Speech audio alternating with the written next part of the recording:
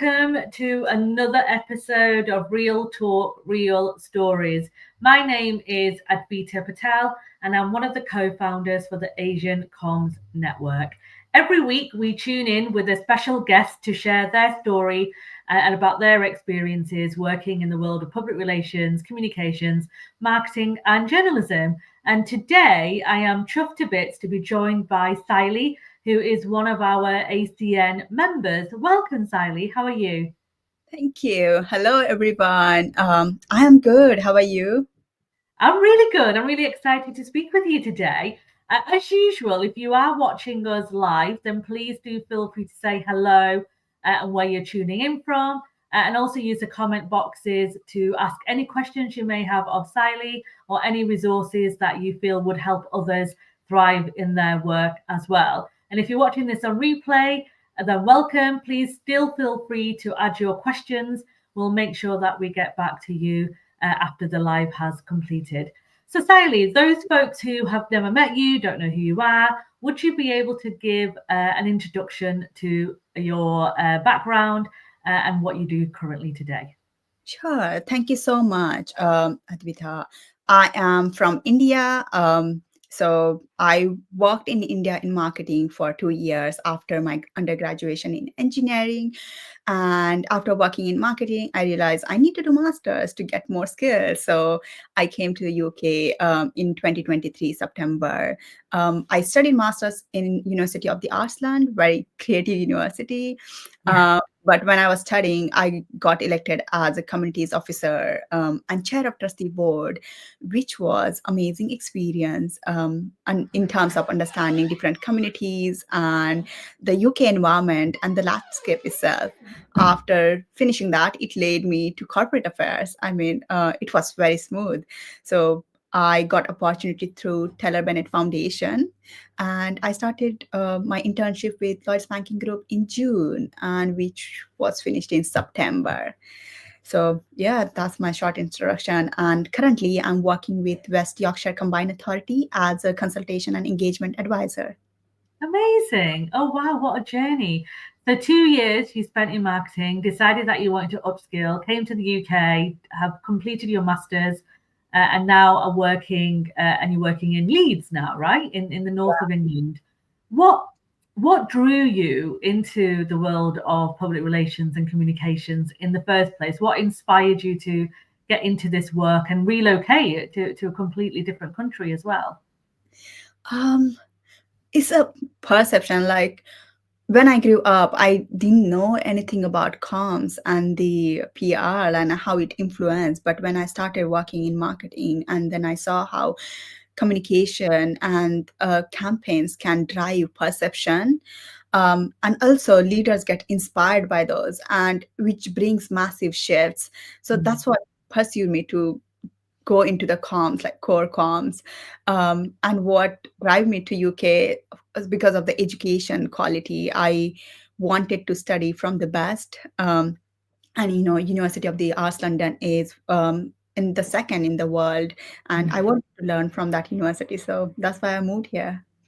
Wow. And what's the transition been like, Siley, for you, moving from India in a place which I'm assuming you would have been, you're comfortable, it's a place you've grown up, it's a place where you have had your early education.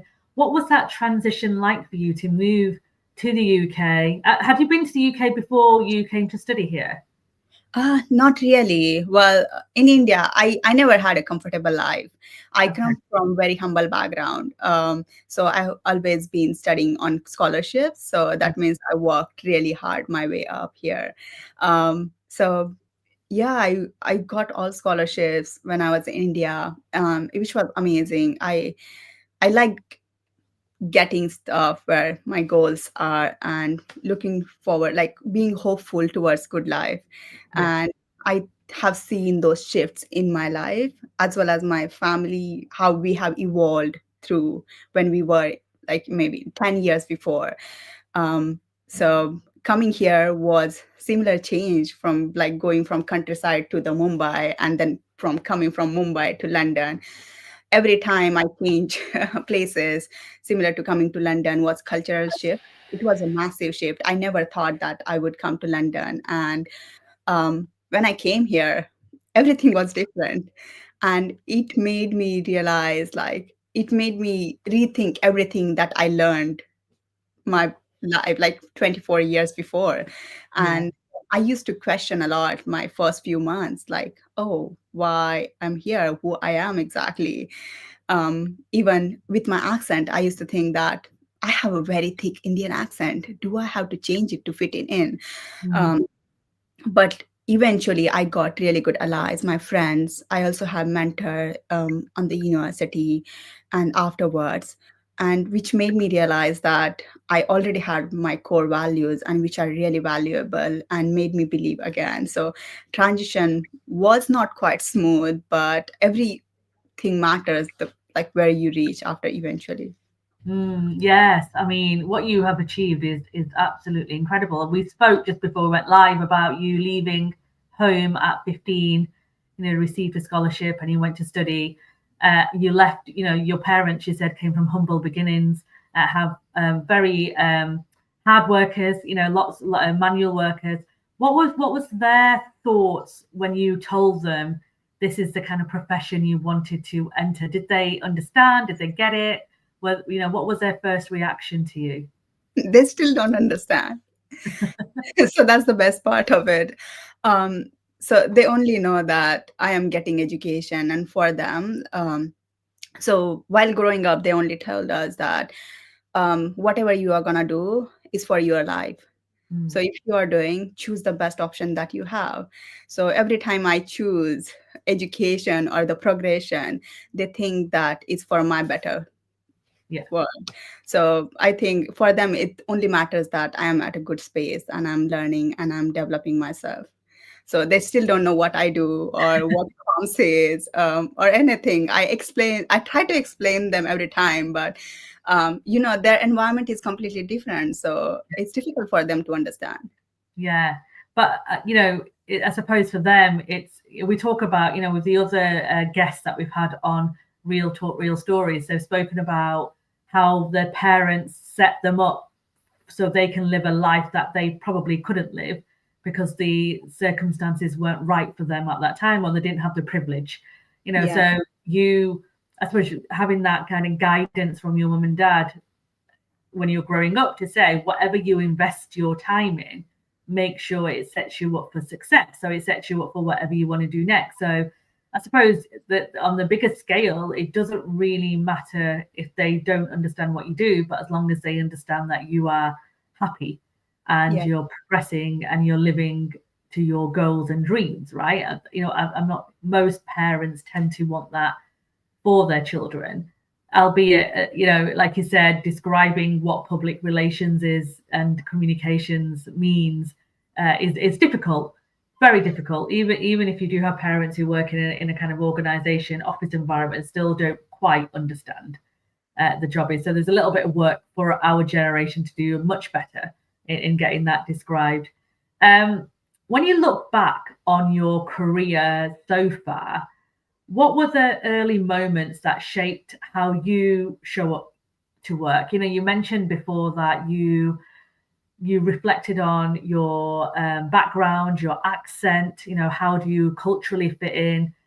What was it for you that kind of shaped how you show up right now as yourself?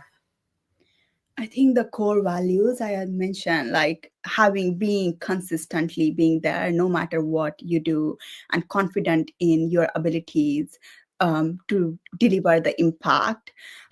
So I used to question, like, what do I have to like give input to these people, because they are so knowledgeable and they know everything. But then when I actually started working as a communities officer or even back in marketing, I realized the skills, the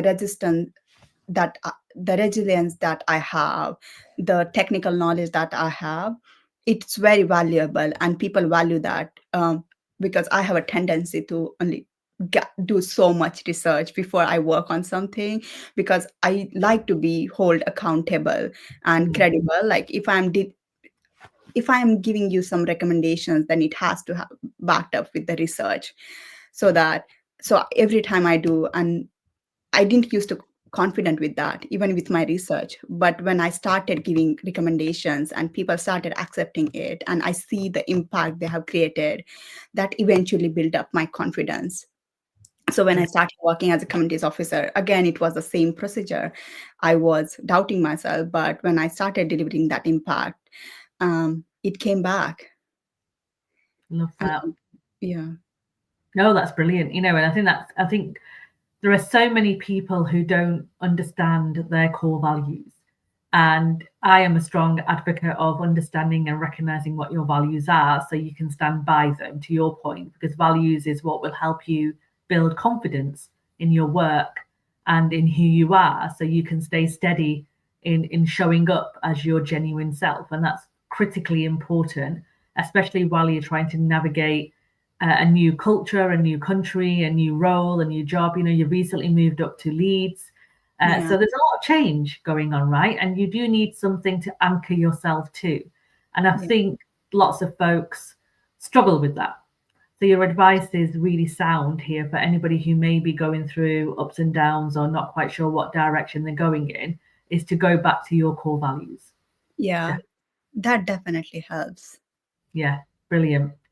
Um, Have you found then in your career so far that you've had to adapt or code switch, as we say in the UK, where you have to adapt a different personality just to kind of fit in?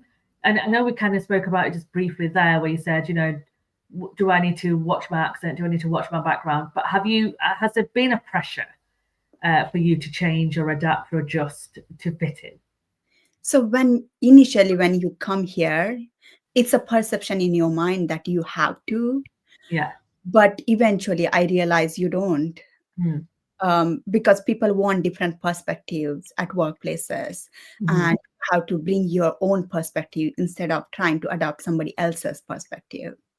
Yeah. Of course, we have to accommodate in a way that everybody will understand, but they want Mhm. to understand your perception, that what value do you have to include in the particular project or the workplace. So it took me a lot of time after coming here to realize that, but you don't have to adopt in a certain way. You have to bring yourself. Yeah.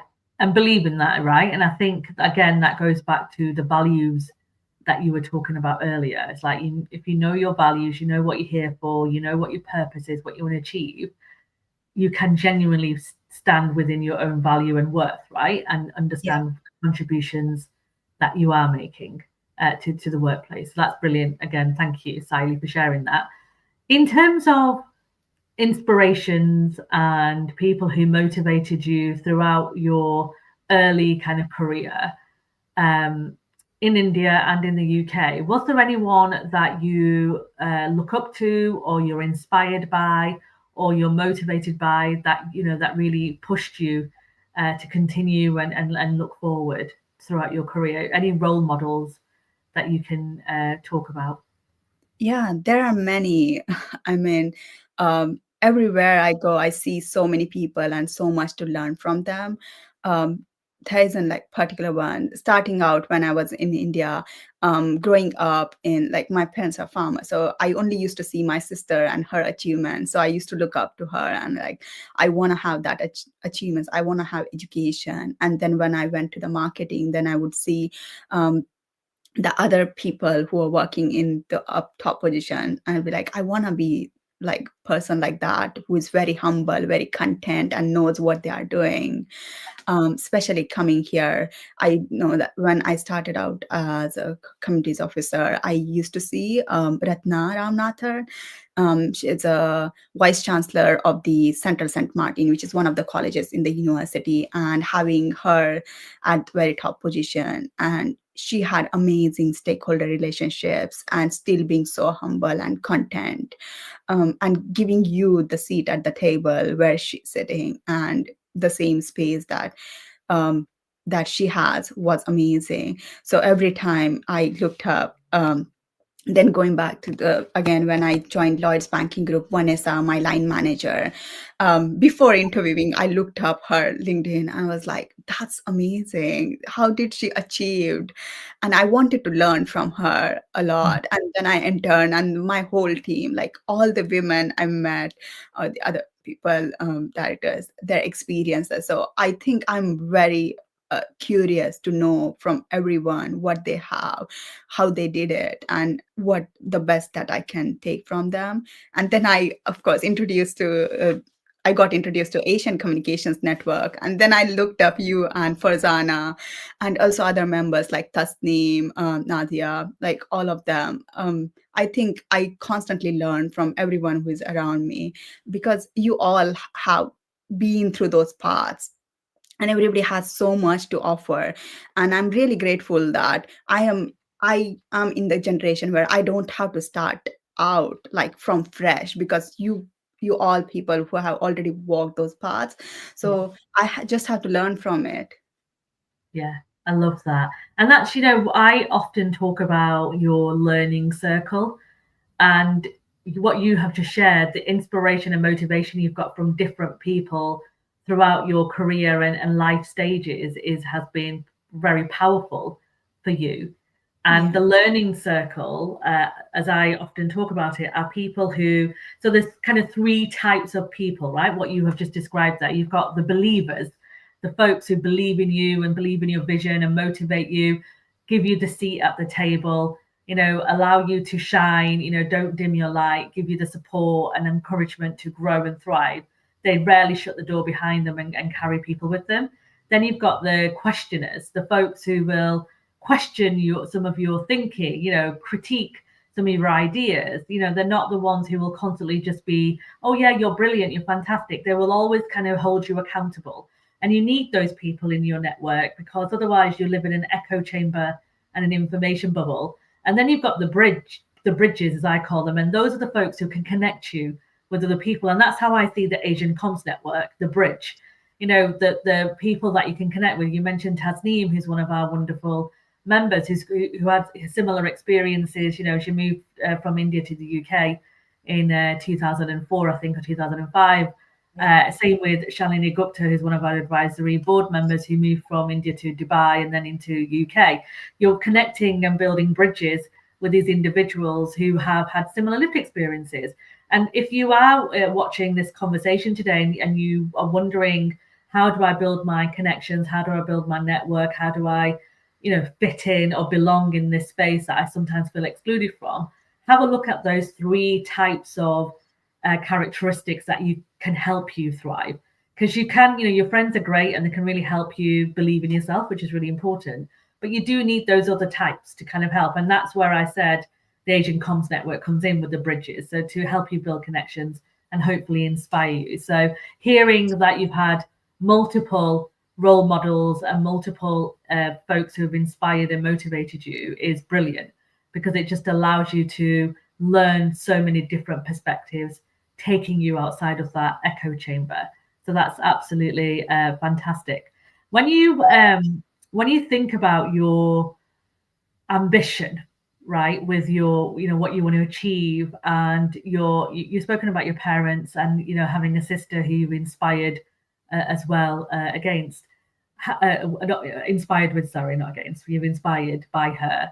What are the family expectations? Is there any expectations put on you, Sayali, or are your parents and family and community just like, you crack on, do what you need to do, or is there do you feel pressure on you?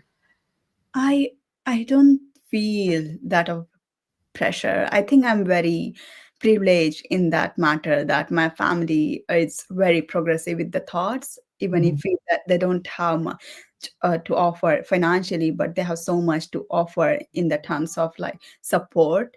Um, they they constantly tell me, like my mother, usually in India, like where I come from, my background and the things I'm studying or the working is very different that, but they never question like why you are doing this or why you are moving to UK. If I say that I want to do this because of this, they will support me with wholeheartedly. There have been many times where we all togetherly question our choices, but it's always a time when everybody's gonna have in their life. But I think I've been fortunate enough to have good family.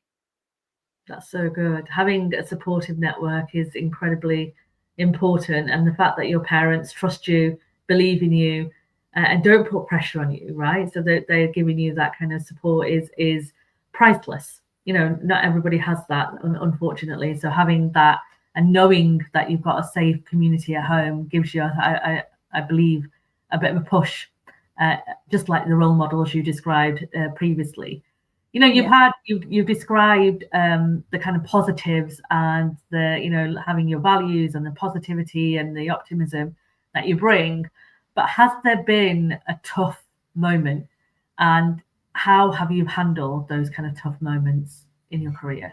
Yeah, there have been like many, many tough moments where um, I would break completely, and Mm, then I would be like, what am I gonna do? Because I don't see anything in front of me. I don't see any light or silver line where I can think of. But then, like resilience that I have built eventually, it helped me every time. I would just stood up and I look around, what options do I have? And the habit that I have built on, which is really good, having mentors. So since I came to UK, I always have a mentor, mhm, so that every time I feel that I don't see any option, I turn around, I see, okay, I need to talk to them now. I go with like, these are the options I have. What do you think? And they will help me navigate the next path, or I will do the research and I would like try to come over through that tough time. But it definitely hasn't been easy. I've cried a lot. I've break so many times. Like even in India, like there have been time where I would be like, I don't know if like even working this hard is worth it, you mm. know. But looking back, I think I've done the right thing coming so far. Yeah. Yeah, no, that's, you know, it's so important to share the realism Yeah. of, you know, what life looks like when you are starting out in a new profession. You know, you move from kind of the marketing world into public relations and communications in a new country, with new cultural beliefs and behaviors, and you know, it can be quite isolating and lonely, you know, and having mentors and having a support network around you and speaking up about some of these challenges can help. Yeah. And nobody is, I hope nobody feels alone. And if they do, they have that support around them. And again, you know, the Asian Comms Network was another reason to Yeah. help anyone within the South and East Asian community who feel lost, a bit isolated, unsure, uncertain, not quite having the privilege, I would say, of the networks or the communities that others may have. So how do we support them in that? So really important for people to talk about it. And if you are watching this and you feel a little bit low, or you feel disengaged and you're not quite sure what the next steps are, then please do check out the work that we do and the network that we have, because there's so many brilliant people within that network. Sayali is one of them, and many others who will be there to advise and give support. What is your top tip, Sayali, for anyone who is watching this and does feel sad or low and is not quite sure how to get themselves out of this, you know, the low period that they're in? Do you have any practical advice that you can share with them? I mean, uh, practical will be work differently for everyone. Yeah. Like, I believe in my purpose, why I started this out. So believe in your purpose, why you started out, because you are not gonna be the same every time. Like, I've been evolving, I've been growing over the time. So everybody is going to change. If I say believe in yourself, you are changing constantly, you are growing constantly, that means you have more capacity than you think. So Mm, believe in your purpose, why you started out, and just do it. Like, consistency is actually a thing. I might cry now, and in an hour I have a meeting, I will attend that meeting. Do it anyway. Everybody says that to me, this is very harsh. And I think that not everybody gets everything easily.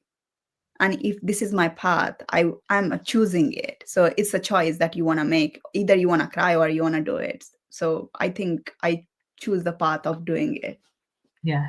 So you Yeah. give yourself a stern talking to, Yeah. and say, and again, going back to those values and purpose and reminding yourself of what you are doing. And I always say, comparison is a thief of joy. If you spend a lot of your time comparing yourself to others, you'll never move forward, and you'll just get stuck. So it's always good, to your point, to give yourself a bit of, allow yourself the time to grieve or wallow or have a bit of pity, but put a time limit on it. I'm similar to you. I'll be a bit like, right, I've had my moment, and I now need to figure out, what am I doing next? How do I get out of this dip that I'm in? What do I need to do to help myself? Because the only thing, as you said, we can control is the reaction and our behavior. We can't control any of the things, unfortunately, around us. So you joined the Asian Comms Network a few months ago as part of the Lloyds Banking Group's corporate partnership. How has your experience been so far? So anyone who's kind of sitting on the fence or isn't quite sure if it's for them, what would you say to them about the network? I think it's amazing network. So when I got to know from the Ross Kinney, who is the director of Scottish Widow Corporate Affairs section, and I was like, what is this exactly? I looked up and I thought, everybody is so experienced. What do I have to bring to this community? But when I joined and I attended the event and I met people, they're amazing. You don't have to fit in. Nobody's asking you to, because you are just like part of it. Um, Everybody's so smooth. Like I I met them and I'm like, we were talking and I'm like, they get me. I don't have to explain. I don't have to say anything. It's just very welcoming environment. It's been amazing, and people have been helping me out through my job applications, or if I have any doubts, because I'm in early career. So if Mm. I have any questions apart from my mentors, just in a so if I have anything related to comms, I turn up to these people and how do I do this, and they will help me out. So this has been amazing. That's so lovely to hear. I love the fact that you don't have to say anything, people just get it.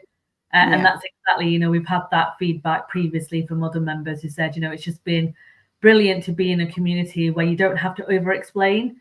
You don't have to kind of make excuses up. People just understand by your reaction or just by even one word that you say. So it's so lovely to hear that feedback.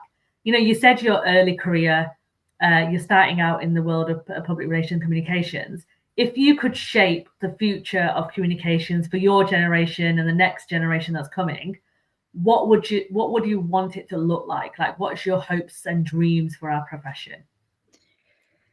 So it's very futurist. I think I want to see a world where we are not battling for equality anymore in any terms, whether it's socioeconomic or ethnicity or any kind of, and we overcome those battles. Mhm. Um, I know that is very, like, we still have a long way to go there, but Mhm. I want to see that happening. Yeah, I mean, that would be brilliant, wouldn't it? Like, Yeah. we're just taken for who we are, by the work that we deliver and the quality of work that we do, and we all have equal, equitable opportunities to succeed, Yeah. without our characteristics being our judgment or stereotypes. So I am with you on that, Sayali. I think that would be an incredible future, and I do believe, with the generation, your generation, and the generation that's coming behind you, I do believe that there's going to be a bit of a reckoning and a shift in how work is delivered and how workplaces evolve over time. And it'll be really interesting to see that shift. And it's difficult, as you said, to predict the future.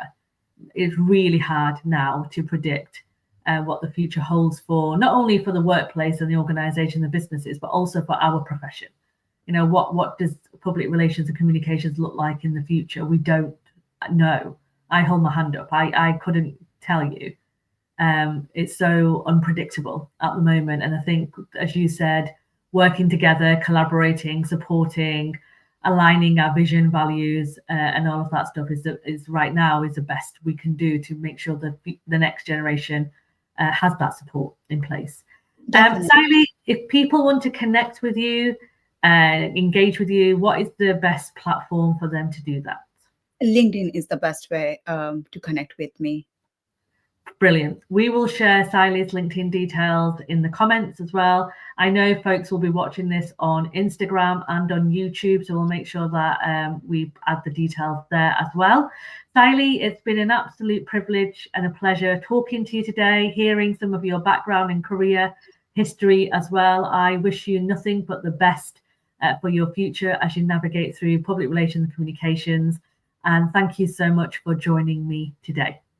Thank you so much for having me here. It was absolutely privileged as well to talking to you.